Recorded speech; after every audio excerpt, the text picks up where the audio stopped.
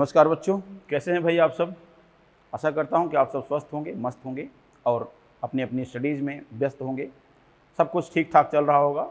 आप day wise day improve कर रहे होंगे। डेली नई नई चीज़ों को आप निश्चित रूप से सीखते जा रहे हैं। और आज एक बार फिर से मैं संतोष पांडे CLC सीगर से आपके सामने हूँ, आपको कुछ नई बातों को बताने के लिए। तो आइए, स्वागत करता हूँ आपका इस वीडियो लेक्चर में। और आइए आज हम लोग देखेंगे नियंत्रण प्रजनन कार्यक्रम या कंट्रोल्ड ब्रीडिंग नियंत्रण प्रजनन प्रयोग हम लोग देखेंगे, और इसे इंग्लिश में कहते हैं कंट्रोल्ड ब्रीडिंग एक्सपेरिमेंट। तो आइए यहाँ पर हम लोग देख लेते हैं इस चीज़ को। तो इसमें आप देखेंगे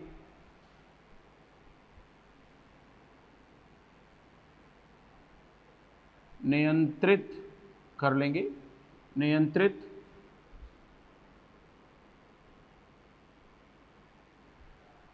प्रजनन प्रयोग।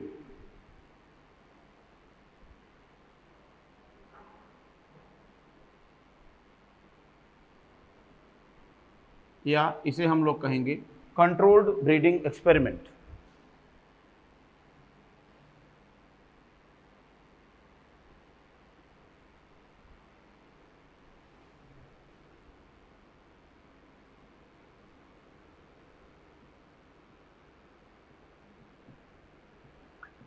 अब सवाल उठता है कि इसके अंतर्गत क्या आता है। तो इसके अंतर्गत दो चीज़ें आती हैं बच्चों। एक तो हम लोग बात करेंगे कि यहाँ आता है कृत्रिम वीर्यसेचन की बात होती है। कृत्रिम वीर्यसेचन,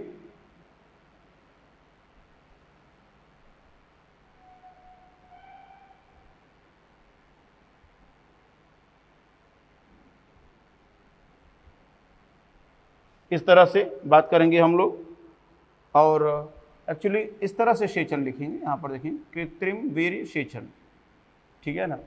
अब सवाल उठता है कि इसे इंग्लिश में कहते हैं आर्टिफिशियल इंसेमिनेशन,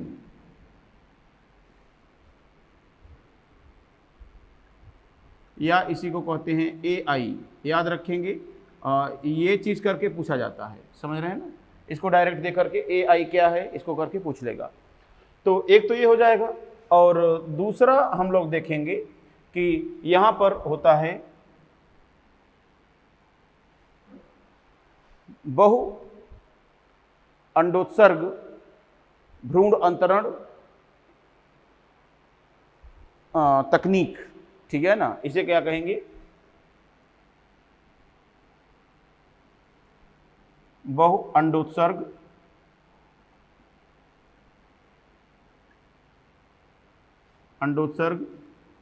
भ्रूण अंतरण तकनीक। अब इसमें आप कहेंगे सर ये क्या है। तो इसको इंग्लिश में कहा जाता है बच्चों कि मल्टीपल ओव्यूलेशन एम्ब्रियो ट्रांसफर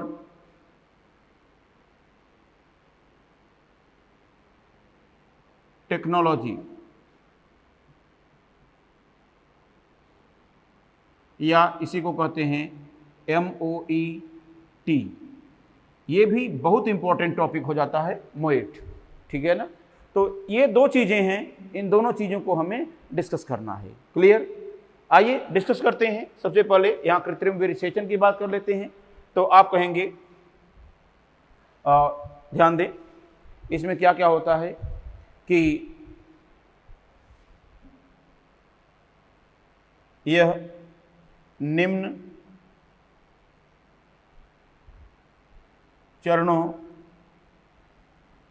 द्वारा संपन्न करवाया जाता है।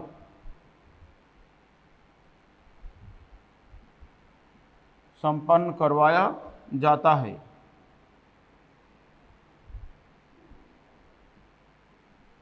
समझ रहे हैं ना।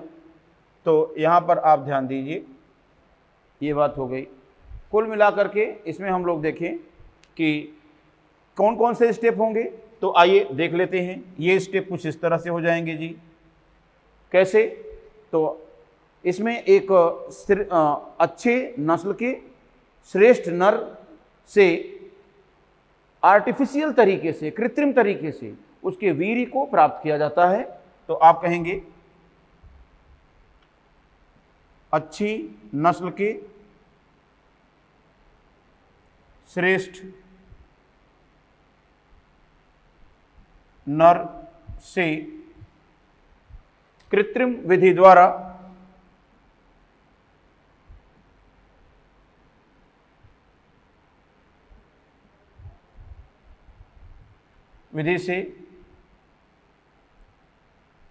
वीर्य या सेमेन को प्राप्त किया जाना।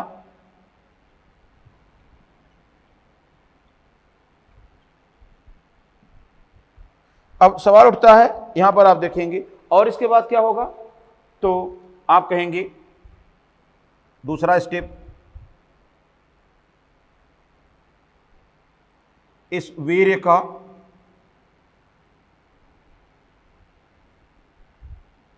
तनुकरण अर्थात डाइल्यूशन किया जाना।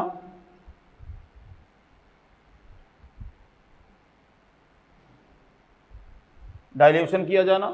तीसरे नंबर पर यहां पर हम लोग देखेंगे कि इस वीर्य का, यहां पर आप देखेंगे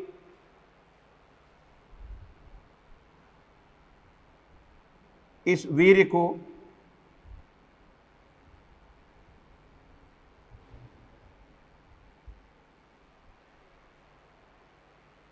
जो एस्ट्रस प्रावस्था में जो फीमेल होती है, अर्थात हीट पीरियड में जो फीमेल होती है, उसके मादा जननांग में प्रविष्ट करवाया जाना, या उसके कह लीजिए कि वेजाइना में या उसके गर्भाशय में प्रविष्ट करवाया जाना। ऐसी मादा की योनि या गर्भाशय में प्रविष्ट करवाया जाना।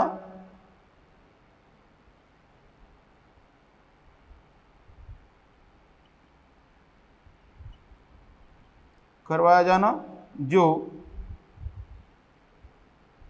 कहाँ हो, तो आप कहेंगे जो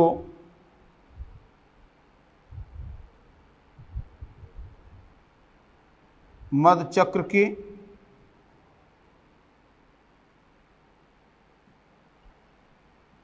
हीट पीरियड अर्थात मध्य प्रावस्था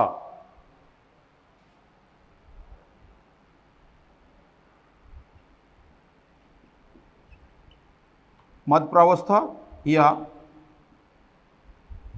एस्ट्रस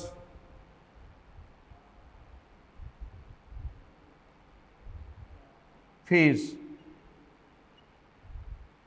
में हो, इस तरह से। तो इन चीज़ों को आप देख सकते हैं, इन चीज़ों को अच्छे से आप समझ सकते हैं, ठीक है ना। फिर इसके बाद में यहाँ पर आप देखेंगे क्या कहानी होगी। नेक्स्ट हम लोग देखेंगे ऐसा किया जाएगा, और या यहाँ पर आप ध्यान देंगे, नोट करके यहाँ पर आप लिखेंगे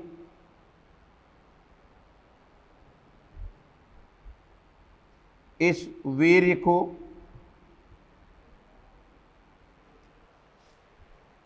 कुछ दिन बाद उपयोग करने के लिए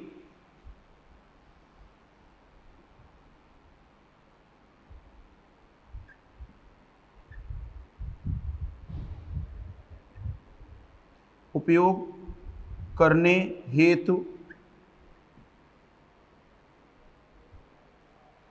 अत्यंत कम ताप पर, या हम लिख ही दें कितना, तो आप लिखेंगे 196 डिग्री सेंटीग्रेड के निम्न ताप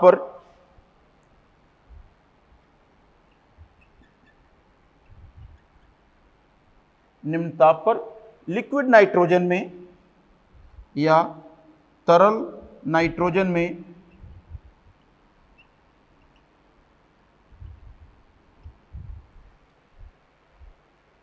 परिरक्षित किया जा सकता है।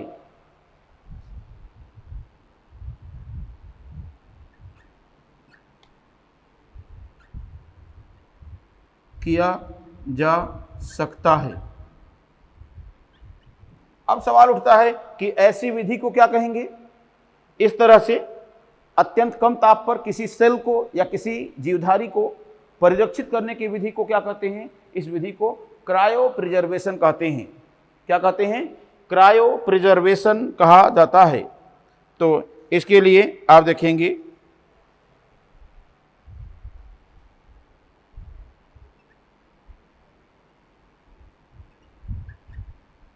ऐसे परिरक्षण को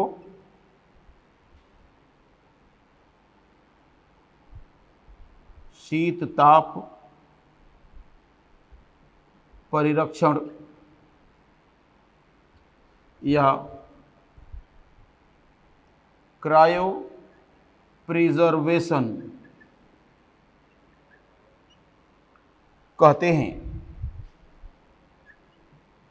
हैं।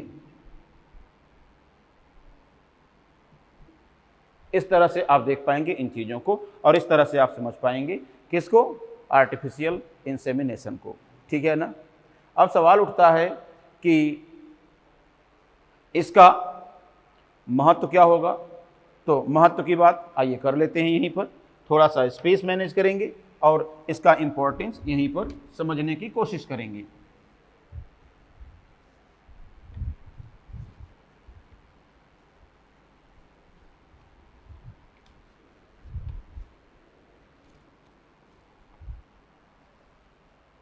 जी हाँ, यहां पर आप लिखेंगे AI का महत्व।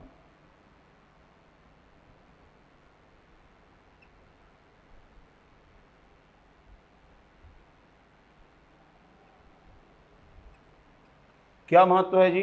तो आप कहेंगे, ध्यान दें, एक नर के वीर्य का तनुकरण करके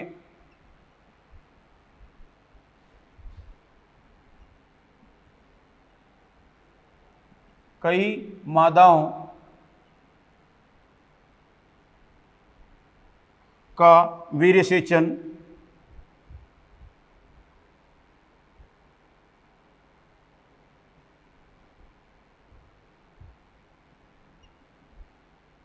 किया जा सकता है या किया जाता है। इस तरह से एक तो ये बेनिफिट हो गया। दूसरा,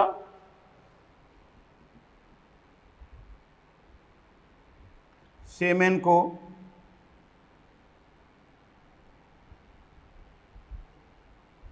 लंबे समय तक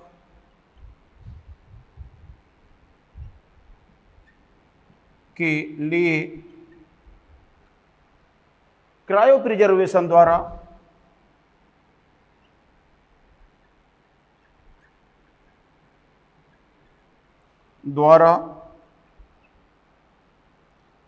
परिरक्षित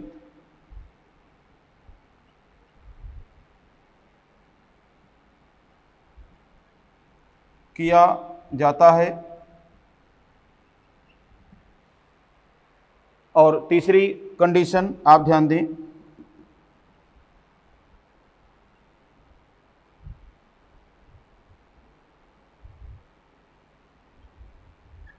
किसी भी क्षेत्र के पशुओं का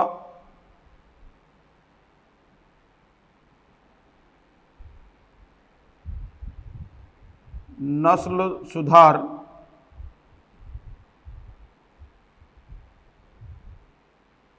धीरे धीरे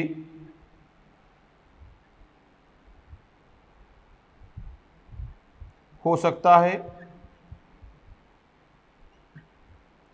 और इसी के साथ साथ आप देखेंगे सेमेन को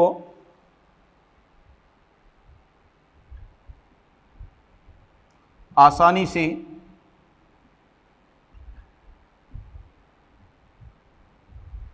उन सुदूर क्षेत्रों तक पहुंचाया जा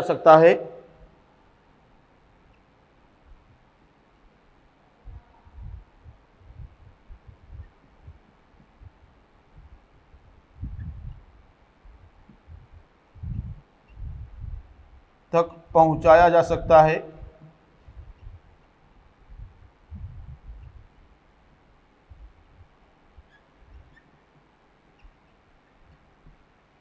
जहां पर मादा उपस्थित हो।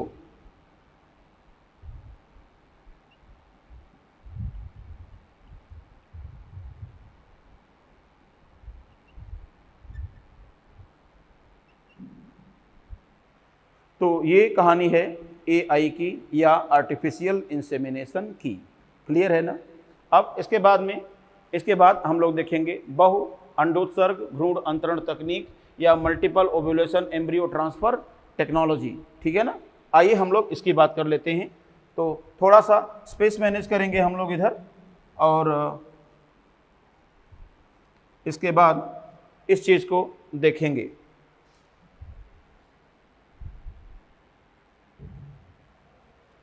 जी हाँ, ध्यान दीजिएगा। ये क्या है? तो इसमें आप कहेंगे कि यह पशुओं के झुंड में नस्ल सुधार की एक तकनीक है। समझ रहे हैं ना? तो आप कहेंगे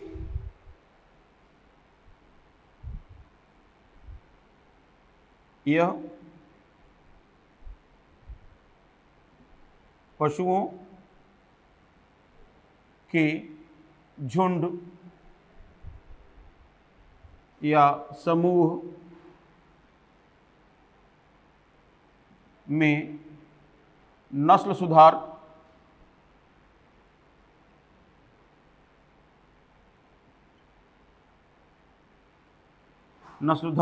की तकनीक है।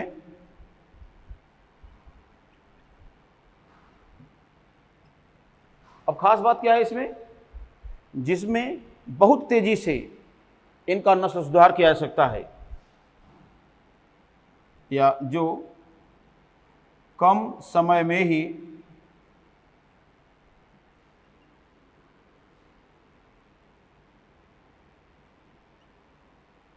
नस्ल सुधार के लिए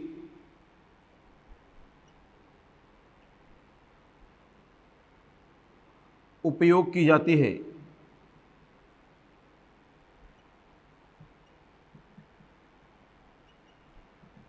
ये हो गया। अब सवाल उठता है कि इस मोएट के चरण क्या हैं, या multiple ovulation embryo transfer technology के विभिन्न चरण क्या हैं। ठीक है ना? तो यहां पर हम लोग कर लेंगे स्टेप्स ऑफ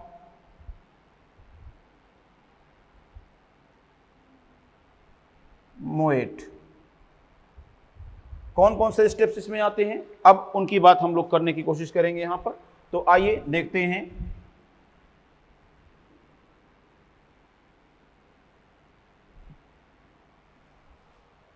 हाँ जी, ध्यान दें। सबसे पहले क्या करते हैं कि एक बहुत अच्छी नस्ल के श्रेष्ठ मादा का चयन करते हैं जेनेटिक मदर के रूप में, या जीनी माता के रूप में। एक अच्छी नस्ल के श्रेष्ठ मादा का चयन किया जाता है। फिर क्या करते हैं? इस मादा के शरीर में FSH हार्मोन, या कह लीजिए कि FSH हार्मोन का आर्टिफिशियल फॉर्म बड़ी मात्रा में इंजेक्ट किया जाता है।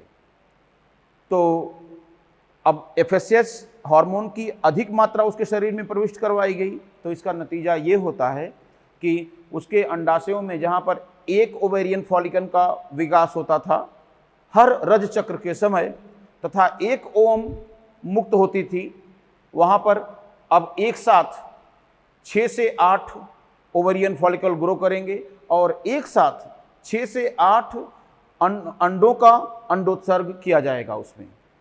तो जब उसमें अंडोत्सर्ग होगा, एक साथ 6 से 8 अंडे निष्कासित किए जाएंगे, मुक्त किए जाएंगे अंडाशयों से। तो इस प्रक्रिया को कहते हैं उच्च अंडोत्सर्ग। क्या कहेंगे? उच्च अंडोत्सर्ग। तो अब ये उच्च अंडोत्सर्ग क्या करेगा कि उस समय इस फीमेल का लैंगिक संपर्क करवाया जाएगा किसी अच्छी नस्ल के श्रेष्ठ नर से, या उस फीमेल का आर्टिफिशियल इंसेमिनेशन कर दिया जाएगा, कृत्रिम वेरिसेशन कर दिया जाएगा, ताकि जो 6 से 8 अंडे मुक्त हुए हैं वह मादा की ओवेरियन मादा की फैलोपियन ट्यूब में उनका निषेचन हो जाए और जाइगोट बन जाए। अब 2-3 दिन का वेट कर लेते हैं और फिर भ्रूण को 8 से 32 कोशिकीय प्रावस्था में अर्थात मरोला प्रावस्थाओं को नॉन सर्जिकल मेथड से, गैर शल्य विधि से अर्थात सक्शन पंप की सहायता से उनको निकाल लिया जाता है इस मादा के शरीर से। और सामान्य नस्ल की एक मादा में एक भ्रूण को ट्रांसफर कर दिया जाता है, प्रविष्ट करवा दिया जाता है उनके गर्भाशय में, ताकि सामान्य नस्ल की मादा में भ्रूणीय विकास संपन्न हो जाए और उससे एक श्रेष्ठ नस्ल की संतान उत्पन्न हो सके और अगली जनरेशन में एक साथ इस विधि से 6 से 8 अच्छी नस्ल की संतानों को प्राप्त किया जा सकता है। समझ रहे हैं ना? तो बात करेंगे, अब इन्हीं स्टेप्स की चर्चा करते हैं। तो यहाँ पर कहेंगे कि सर्वप्रथम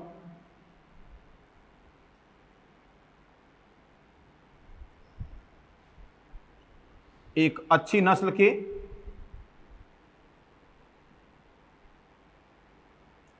नस्ल की श्रेष्ठ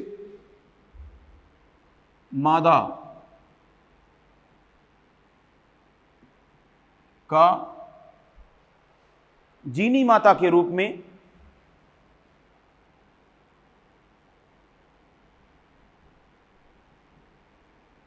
जीनी माता, या इसी को आनुवंशिक माता भी आप बोल सकते हैं।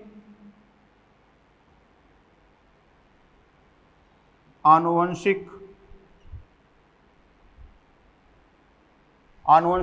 माता या जेनेटिक मदर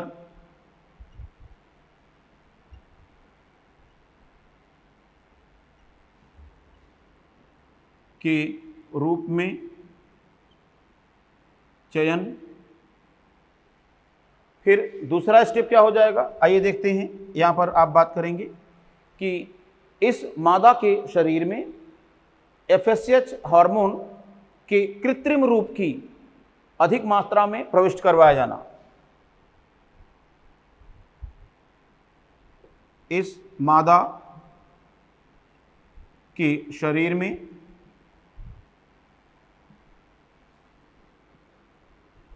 कृत्रिम FSH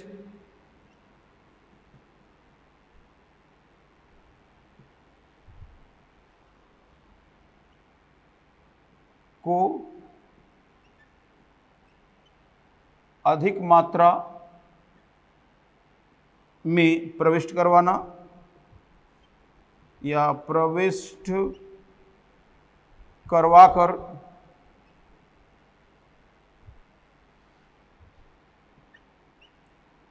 उच्च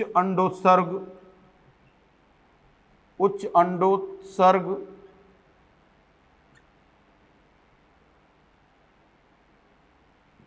को प्रेरित करना।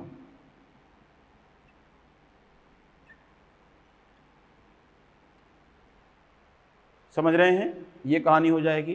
तीसरे नंबर पर यहां पर आप देखेंगे तो तीसरी कंडीशन में हम लोग देखें कि क्या कहानी होती है। अब यहां पर आप देखें कि क्या हो जाएगा, तो आप कहेंगे कि FSH के प्रभाव से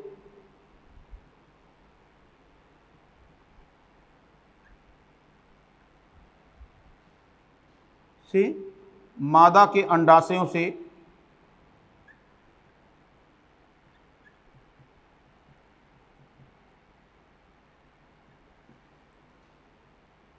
एक के स्थान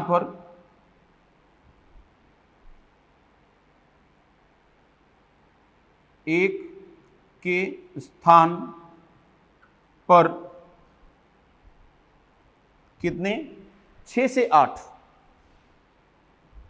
6 से 8 अंडों या ओवा का मुक्त होना,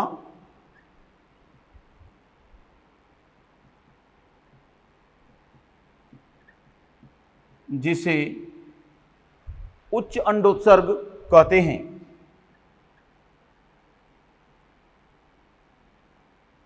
उच्च अंडोत्सर्ग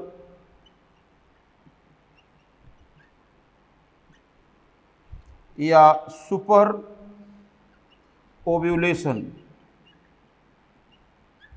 कहते हैं। ये कहानी हो जाएगी, अर्थात सुपर ओव्यूलेशन हो गया। और अब इसके बाद में हम लोग देखेंगे बच्चों कि इसके बाद क्या हो जाएगा। तो यहाँ पर आप देखिए कि इसके बाद, तो ध्यान दें, अब इस मादा का अच्छी नस्ल के श्रेष्ठ नर से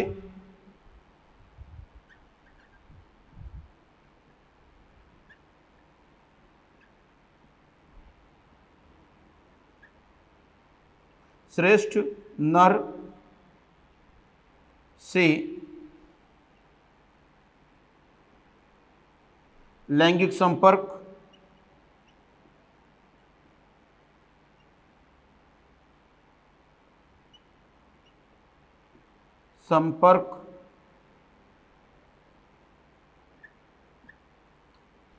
करवाया जाता है या इसका कृत्रिम विनिषेचन किया जाता है।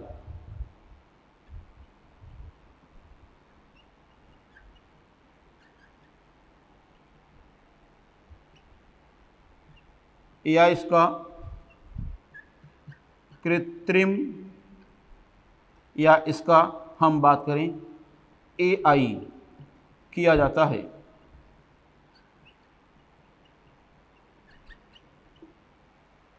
ये कहानी हो गई। अब इसके बाद अगला स्टेप क्या आएगा जी? अगले स्टेप की बात कर लेते हैं। तो यहाँ पर आप देखेंगे नेक्स्ट स्टेप, यहाँ हम लोग ऊपर स्पेस मैनेज करके यहाँ पर मेंटेन कर लेंगे।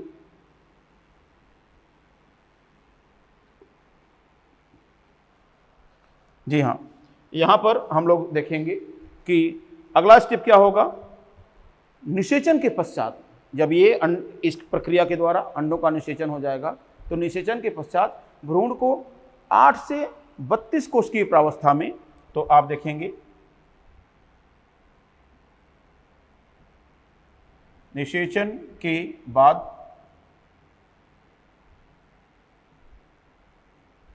भ्रूण को 8 से 32 कोशिका या कोशिकीय प्रावस्था में मादा के शरीर से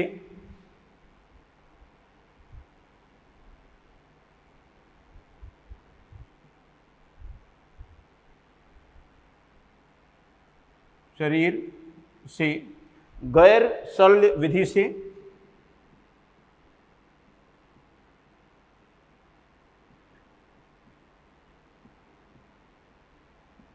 प्राप्त कर लिया जाता है, या प्राप्त करके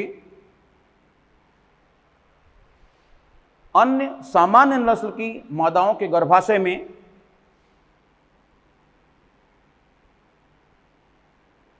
अन्य सामान्य नस्ल की मादाओं के गर्भाशय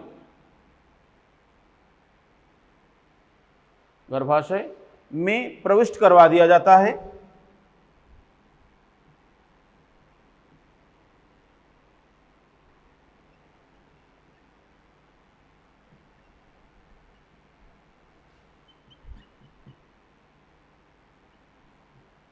प्रविष्ट करवा दिया जाता है। अब जरा सोचेंगे, इसको समझ रहे हैं ना कि क्या कहानी होगी। ऐसा करवाए जाने पर क्या होगा, तो आप कहेंगे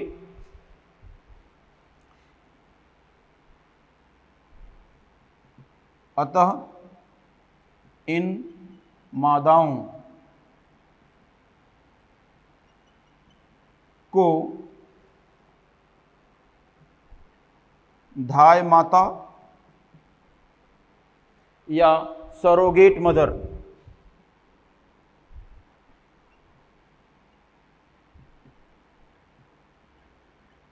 कहते हैं। ये कहानी हो जाएगी यहां पर। तो अब इतना सब कुछ आपने देख लिया।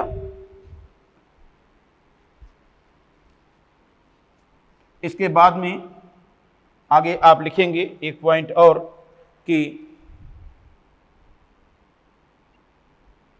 अब जेनेटिक मदर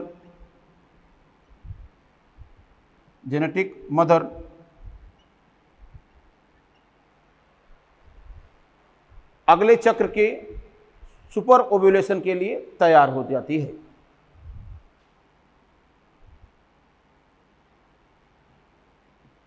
अगले चक्र के सुपर ओव्यूलेशन अर्थात उच्च अंडोत्सर्ग के लिए उपलब्ध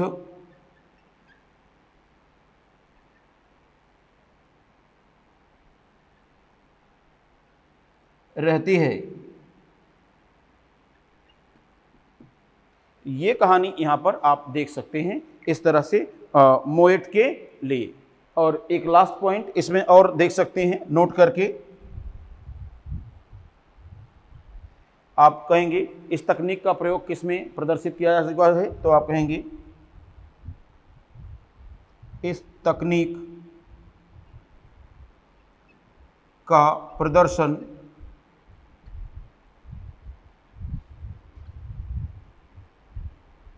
गाय, भैंस, भेड़, खरगोश, या हम कहें कि जी हाँ भेड़, खरगोश व घोड़ी आदि पर हो चुका है।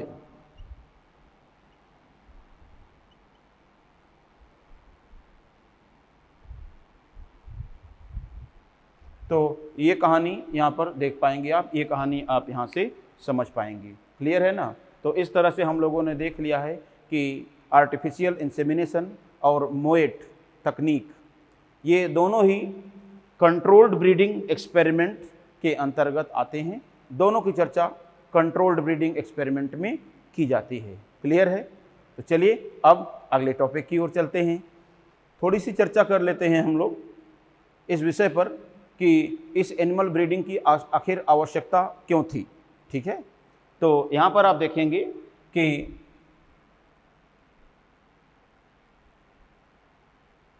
पशु प्रजनन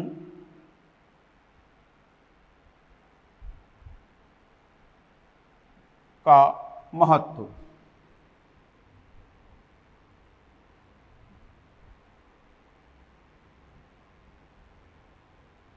जी हाँ, आप ध्यान दीजिएगा कि इसका क्या महत्व है। तो इसके लिए सीधा हम लोग बात करेंगे कि पशुओं से विभिन्न उत्पादों को प्राप्त किए जाने के लिए या उनकी उत्पादन क्षमता के लिए मुख्यतः उनकी नस्ल जिम्मेदार होती है। समझ रहे हैं ना। तो आप कहेंगे कि इसके द्वारा नस्ल सुधार किया जाता है,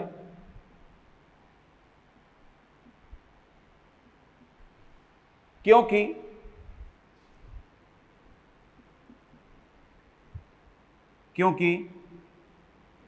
इनकी उत्पादकता मुख्यतः इनकी उत्पादकता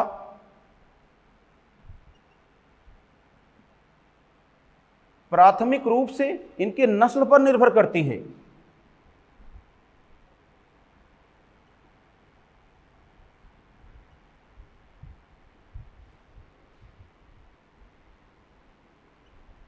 इनके नस्ल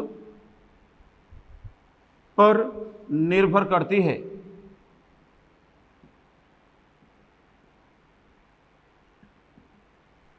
ये चीज, और आप ध्यान दें, अब नस्ल का महत्व ध्यान दें।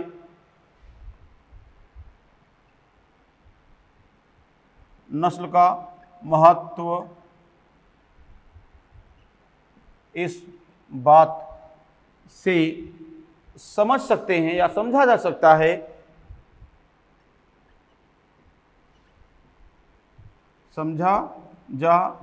है कि क्या विश्व पशु जनसंख्या का, ध्यान दें, विश्व की कुल पशुधन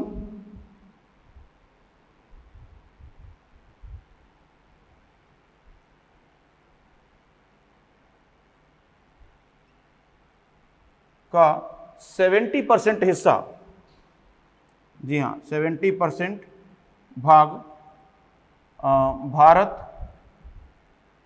व चीन में है, जबकि विश्व पशुधन उत्पाद में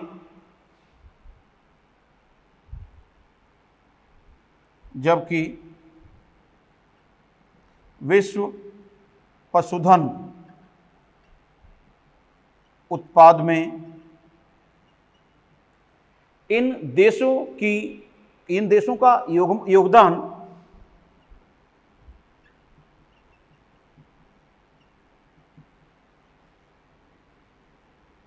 कुल योगदान केवल 25% है। केवल 25% कंट्रीब्यूट करते हैं ये दोनों देश मिलकर के, जबकि इनके पास टोटल कुल पशुधन का कितना प्रतिशत भाग है? टोटल लाइव स्टॉक का लगभग 70% हिस्सा इनके पास है। लेकिन नस्लों के अच्छा न होने के कारण इनकी उत्पादकता बहुत कम होती है और विश्व पशुधन उत्पादकता में केवल इनका 25% का योगदान मात्र है। ये अपने आप में बहुत गंभीर विषय है, समझ रहे हैं ना? तो इस तरह से भी हम इस चीज को आसानी से समझ सकते हैं। क्लियर?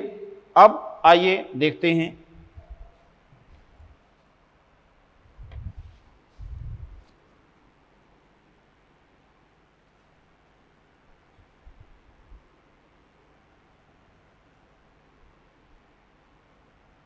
जी हाँ, हम लोग बात करेंगे कि एनिमल हस्बेंड्री के विभिन्न क्षेत्र।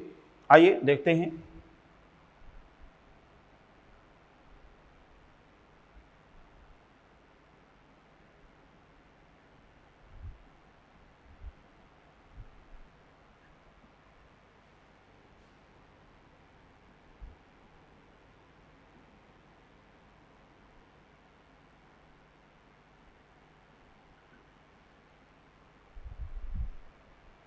थोड़ी सी चर्चा कर लेंगे हम लोग। सबसे पहले आप देखेंगे डेयरिंग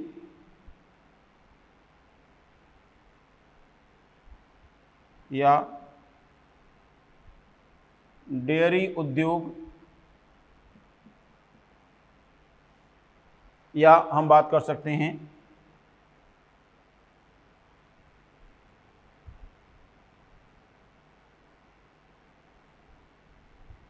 दुग्ध उत्पादन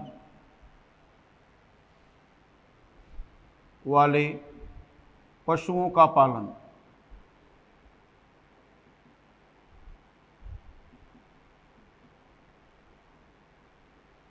एक तो ये हो गया। फिर इसके बाद में आप देखेंगे एक और है एक्वाकल्चर।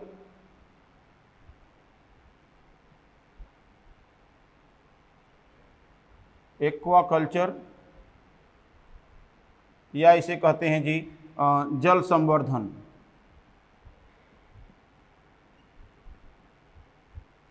अब जल संवर्धन में किसका पालन किया जाता है?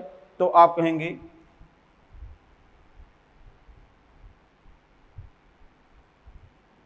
लाभदायक जलीय जीवों। अब देखिए मैंने शब्द यूज किया है, जलीय जीवों शब्द यूज किया है, जलीय जंतुओं नहीं यूज किया है। और जलीय जीवों में जंतु तथा पौधे दोनों आ जाएंगे,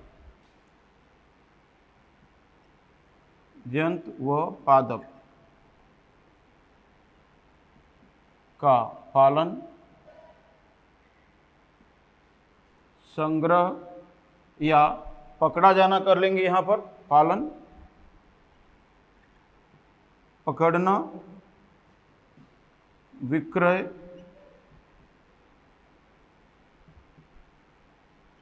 आदि, ये हो जाएगा। अब ये आप देखेंगे एक्वाकल्चर की बात तो ये हो गई, फिर आप देखेंगे फिशरी या मत्स्यिकी।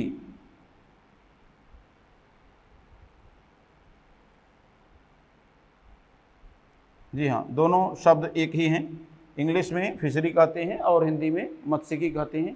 तो मत्स्यिकी में क्या होता है कि केवल जलीय जंतुओं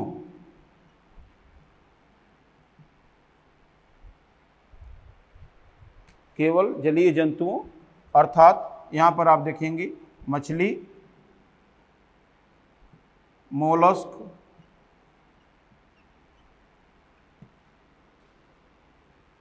झींगे, केकड़े का पालन, पकड़ना,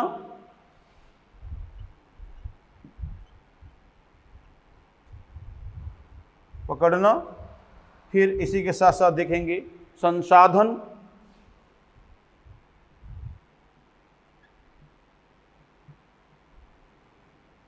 अर्थात प्रोसेसिंग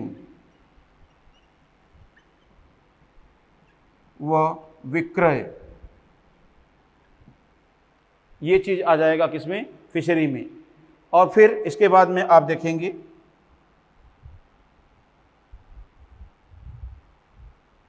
मछली पालन,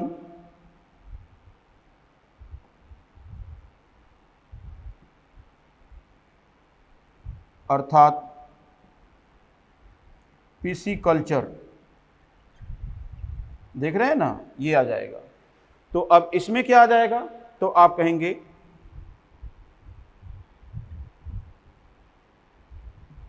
मछलियों का पालन, पकड़ा जाना, संसाधन, विक्रय आदि, ये सब इसमें कर लेंगे। क्लियर है ना। तो कुल मिलाकर के ये कुछ ब्रांचेज हैं जो जिनमें थोड़ा थोड़ा ही डिफरेंस है, तो आप इन पर भी ध्यान दें, इनको भी आप जानते रहें, अच्छा होगा। क्लियर। अब इसके बाद में आइए हम लोग बात करेंगे किसकी, डेयरी फार्मिंग की या क्या कहते हैं, डेयरी उद्योग की। तो चलिए स्टार्ट कर लेते हैं यहाँ पर।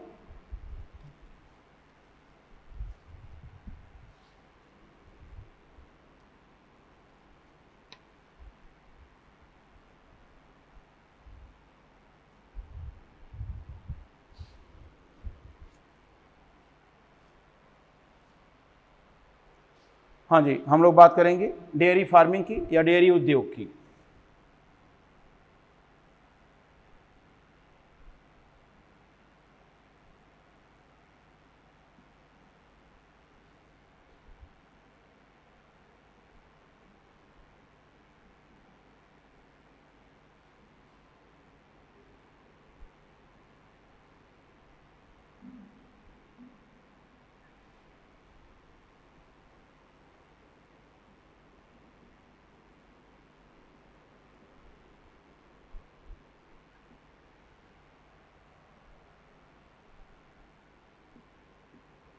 जी हाँ, डेयरी फार्मिंग या डेयरी उद्योग की बात अगर हम लोग करेंगे तो ये क्या है, तो इसके लिए आपको सीधा करना होगा कि दुग्ध एवं दुग्ध उत्पादों को प्राप्त करने के लिए संबंधित पशुओं का पालन, प्रजनन एवं देखरेख किया जाना। ठीक है ना। तो आप सीधा यहाँ पर कहेंगे कि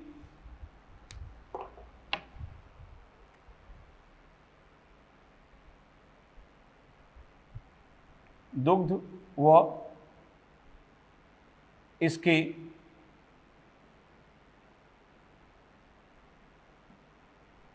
उत्पादों को प्राप्त करने हेतु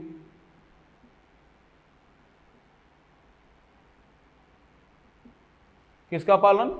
संबंधित पशुओं का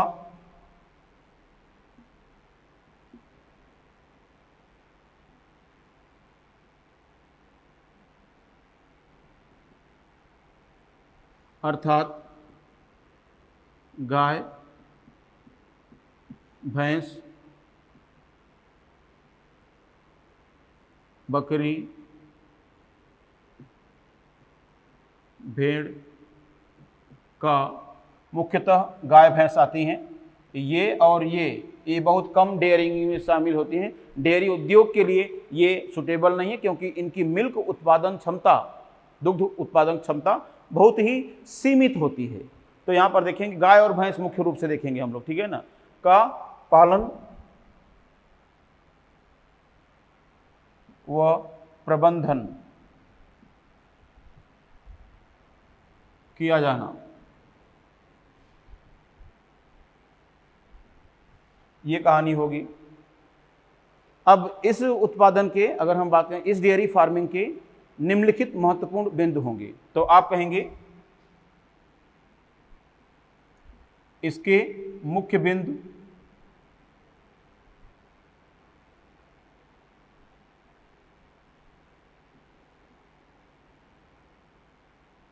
निम्न हैं।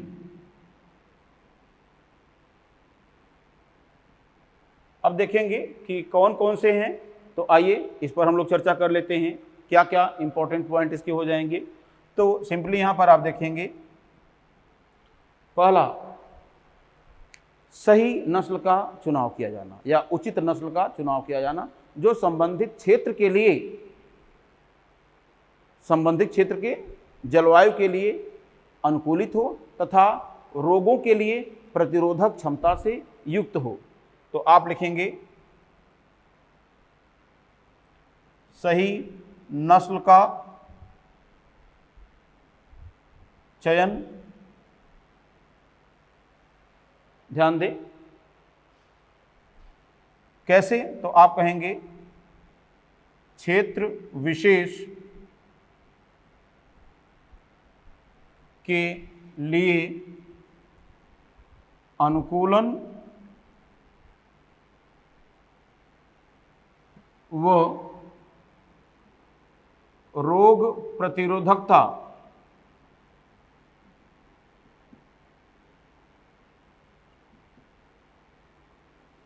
के को ध्यान में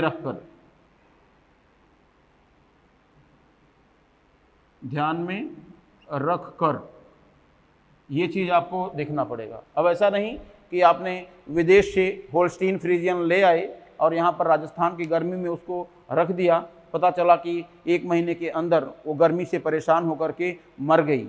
तो अगर ऐसा होगा तो फिर वहाँ पर इस अच्छी नस्ल के चयन करने का कोई महत्व नहीं रह पाएगा। क्लियर? अब इसके बाद में हम लोग देखेंगे, इसके बाद क्या, तो आपने अगर उसको घर ले आए, नस्ल को आप घर ले आए, तो फिर क्या होगा, तो आप कहेंगे कि उसके उचित, उसके लिए जो अच्छी रहने की व्यवस्था होगी, तो आप कहेंगे रहने की समुचित व्यवस्था जो हवादार, स्वच्छ व जल आपूर्ति से युक्त हो। जी हाँ, आप देखेंगे ये व्यवस्था करनी होगी। फिर आप ले आए उसको, रहने की व्यवस्था कर दी, तो खाने के लिए भी चाहिए। तो आप लिखेंगे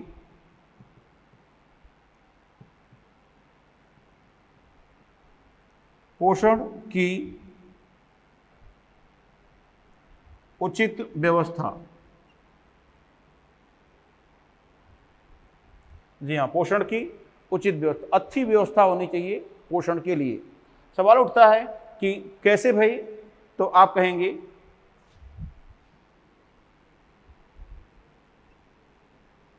इनके पोषण में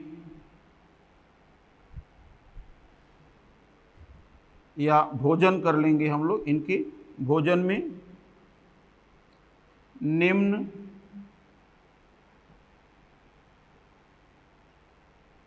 घटक शामिल,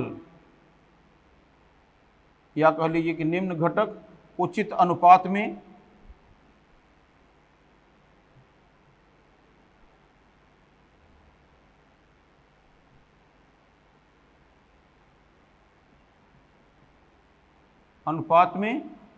होने चाहिए।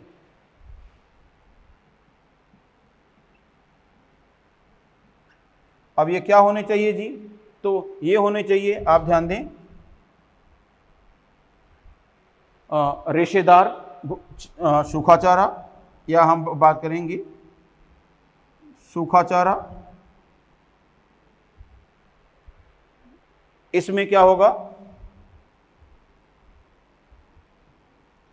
रेशे की अधिकता होगी,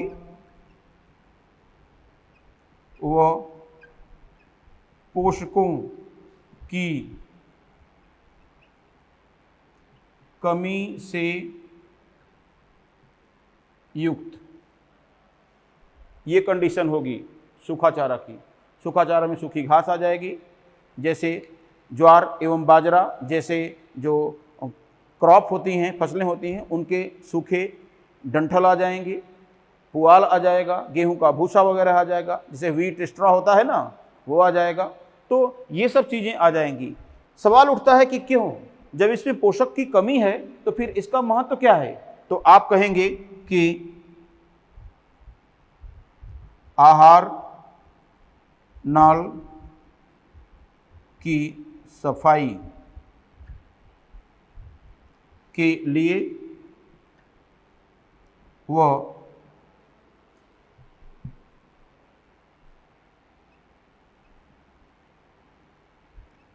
कब्ज को रोकने हेतु, जी हाँ, आहार नाल की सफाई के लिए एवं कब्ज को रोकने हेतु। फिर इसके बाद में दूसरा पॉइंट हम लोग अगर देखें तो और क्या होना चाहिए इसमें होना चाहिए कंसंट्रेट्स या सांद्रित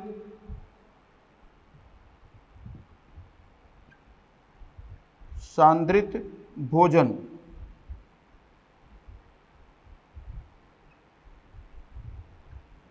ये इसका उल्टा होगा, सूखा चारा में जो व्यवस्था होती है उसका अपोजिट व्यवस्था होगी। तो आप कहेंगे रेशे की कमी,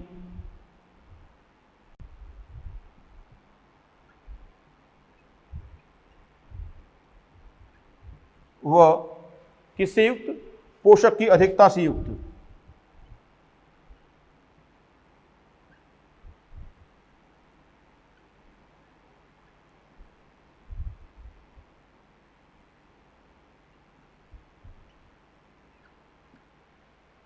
पोषकों की अधिकता से युक्त, ये कहानी।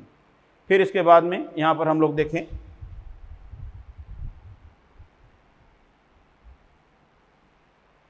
तो ये दो बातें हो गई, ठीक है ना। फिर तीसरी बात हम लोग यहां पर देखें, अब ये किसके लिए, तो आप कहेंगे यहां पर कि ध्यान दें, शरीर को पोषित करने हेतु। जी हाँ, ये कहानी हो जाएगी। अब अगली कंडीशन हम लोग देखते हैं, तीसरा क्या होना चाहिए जी, ये होना चाहिए हरा चारा। जी हाँ, ग्रीन फॉडर। अब हरा चारा किसके लिए, तो आप कहेंगे विटामिन व खनिज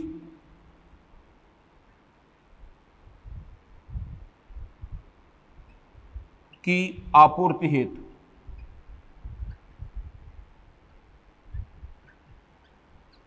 ये कहानी हो जाएगी। तो ये चरण हो गए। अब इसके बाद में इन चरणों के बाद में आपने अच्छी नस्ल के पशु का चुनाव किया, रहने की व्यवस्था कर दी और उसके बाद में उन्हें पोषित करने की व्यवस्था कर दिया। अब इसके बाद में यहां पर हम लोग देखें,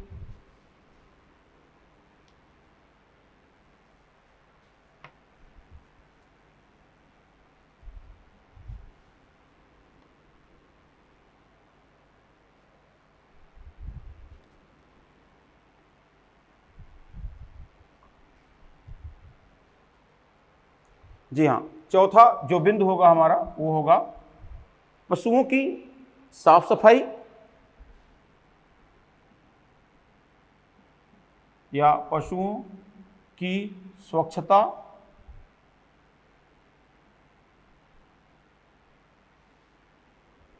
व रोग से बचाने के लिए टीकाकरण।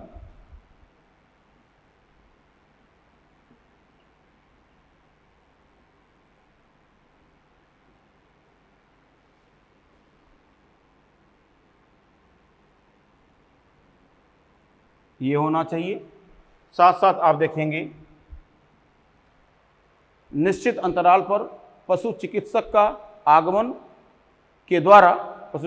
आगमन द्वारा इनके स्वास्थ्य की जांच।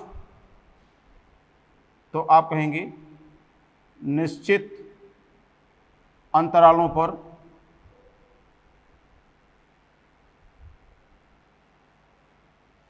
किसका? तो आप कहेंगे निश्चित अंतरालों पर इनकी जांच के लिए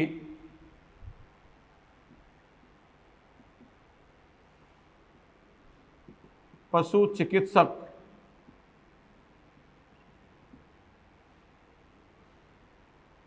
का आगमन। और लास्ट पॉइंट यहां पर हम लोग एक चीज और देखेंगे, इनके उत्पादों का स्वच्छता से प्राप्त किया जाना, संग्रह एवं विक्रय।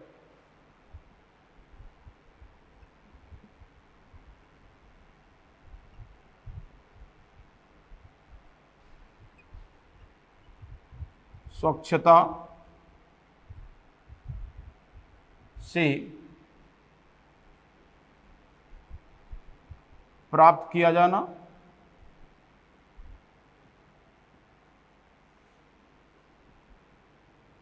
संग्रह व विक्रय।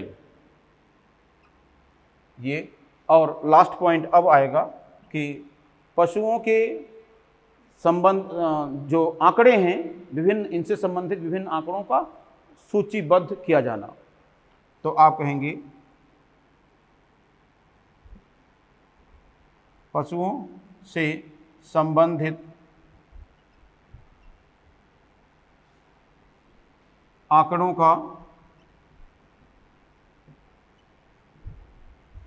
को सूचीबद्ध किया जाना।